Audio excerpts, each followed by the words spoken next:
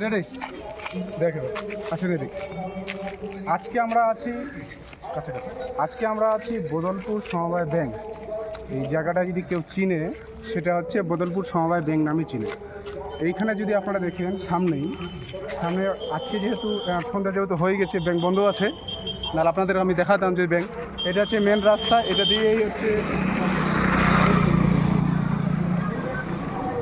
বদলপুর এই ব্যাংক মোড় জায়গাটা। ব্যাংক মোড়ে যদি আপনারা আসেন তাহলে কী কী পাবেন দেখেন। এখানে দেখতে পাচ্ছেন দুই ভাইয়ের দুটো দোকান। এখানে যেটা হয় অনলাইনের যাবতীয় কাজ হয়। আর পাশে যে দোকানটা আছে দাদার দোকান, এই দোকানে পাবেন হচ্ছে যেটাকে আমরা মুদিখানার দোকান বলি। মুদিখানার সব কিছু বিষয় পাবেন।